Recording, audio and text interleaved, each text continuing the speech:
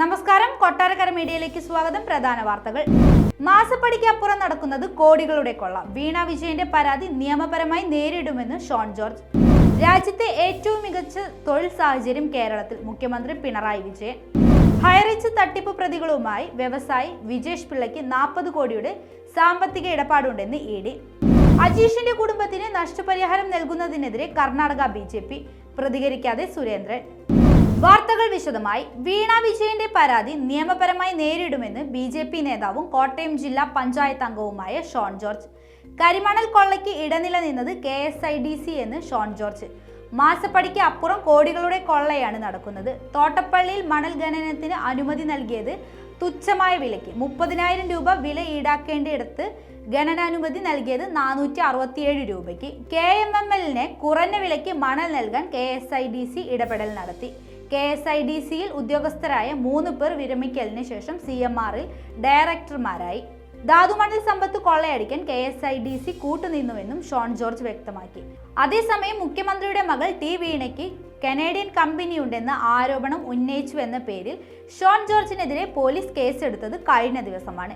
വീണ നൽകിയ പരാതിയുടെ അടിസ്ഥാനത്തിൽ തിരുവനന്തപുരം സൈബർ ക്രൈം പോലീസാണ് കേസ് രജിസ്റ്റർ ചെയ്തത്.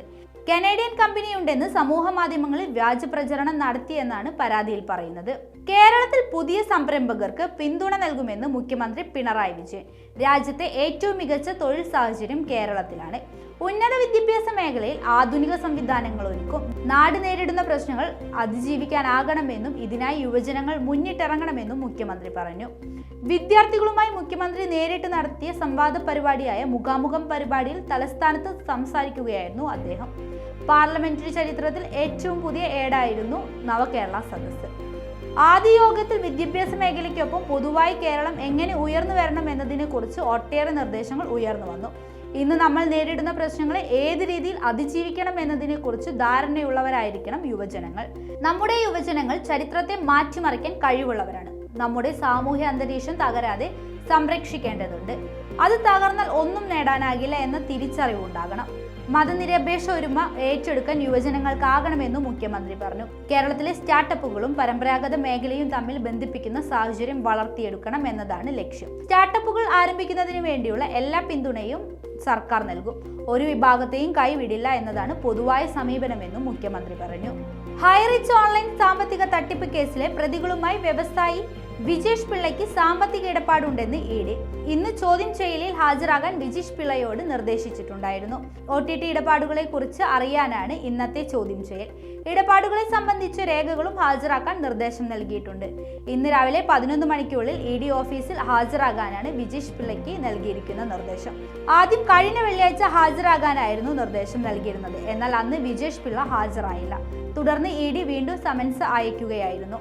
കേസിലെ പ്രതികളുമായി വിജേഷ് പിള്ളയ്ക്ക് സാമ്പത്തിക ഇടപാടുണ്ടെന്നാണ് കണ്ടെത്തിയിരിക്കുന്നത്. 40 കോടി രൂപയുടെ സാമ്പത്തിക ഇടപാട് OTT പ്ലാറ്റ്ഫോമുമായി ബന്ധപ്പെട്ട് ഇരുവർക്കുമിടയിൽ നടന്നിട്ടുണ്ടെന്നും ED കണ്ടെത്തിയിട്ടുണ്ട്. അതുകൊണ്ട് തന്നെ ഈ സാമ്പത്തിക ഇടപാടുമായി ബന്ധപ്പെട്ടുകൊണ്ടുള്ള രേഖകൾ ഹാജരാക്കാനും ED ആവശ്യപ്പെട്ടു. അതേസമയം കേസുമായി ബന്ധപ്പെട്ട് ഇന്ന് രാവിലെ 9:30 പ്രധാന പ്രതികളും സ്ഥാപന ഉടമയുമായ പ്രതാപനോടും ഭാര്യ ശ്രീനാ പ്രതാപനോടും ഹാജരാകാൻ ED ആവശ്യപ്പെട്ടിട്ടുണ്ട്. വയനാട്ടിൽ കാട്ടാന ആക്രമിച്ചു കൊന്ന അജീഷിന്റെ കുടുംബത്തിന് നഷ്ടപരിഹാരം നൽകുന്നതിൽ എതിർപ്പുമായി കർണാടക BJP. രാഹുൽ ഗാന്ധിയെ പ്രീണിപ്പിക്കാൻ കോൺഗ്രസ് സർക്കാർ പണം അനുവദിച്ചെന്നായിരുന്നു കർണാടക BJP അധ്യക്ഷന്റെ വിമർശനം. രാഹുൽ ഗാന്ധി വയനാട് സന്ദർശിച്ച ഉടനെയാണ് അജീഷിന്റെ കുടുംബത്തിന് 15 ലക്ഷം രൂപ നഷ്ടപരിഹാരം നൽകാൻ കർണാടക സർക്കാർ പ്രഖ്യാപിച്ചത്. ഇതിനെതിരെയാണ് BJP രംഗത്തെത്തിയത്. എന്നാൽ ഇക്കാര്യത്തിൽ പ്രതികരിക്കാൻ BJP കേരള ഘടകം തയ്യാറായില്ല. കർണാടക സർക്കാർ ചെയ്യുന്നതിനെ കുറിച്ച് കേരള ഘടകം പ്രതികരിക്കാനില്ല എന്ന് BJP സംസ്ഥാന അധ്യക്ഷൻ K. സുരേന്ദ്രൻ പ്രതികരിച്ചു. കർണാടക എന്തു ചെയ്യുന്നു എന്നതല്ല, കേരള സർക്കാർ ഒന്നും ചെയ്യുന്നില്ല എന്നതാണ് പ്രശ്നമെന്നും K. സുരേന്ദ്രൻ പ്രതികരിച്ചു. വയനാട്ടിൽ പ്രകോപനം ഉണ്ടാക്കിയത് ലോഹയിട്ടവരാണെന്ന് ജില്ലാ അധ്യക്ഷൻ KP മധുവിന്റെ പ്രസ്താവനയും K. സുരേന്ദ്രൻ തള്ളി. പുൽപ്പള്ളിയിൽ പ്രതിഷേധത്തിനിടെ പ്രകോപനം ഉണ്ടാക്കിയത് ലോഹയിട്ടവരാണെന്ന് BJP ജില്ലാ അധ്യക്ഷൻ KP മധുവിന്റെ പ്രസ്താവന നാക്കുപിഴയാണെന്നും പാർട്ടി നയമല്ലെന്നും K. സുരേന്ദ്രൻ പറഞ്ഞു. വയനാട്ടിന് വേണ്ടി ആത്മാർത്ഥമായി ഒന്നും ചെയ്യാൻ MP എന്ന നിലയിൽ രാഹുൽ ഗാന്ധിക്ക് കഴിഞ്ഞില്ല എന്നും സുരേന്ദ്രൻ ആരോപിക്കുകയുണ്ടായി.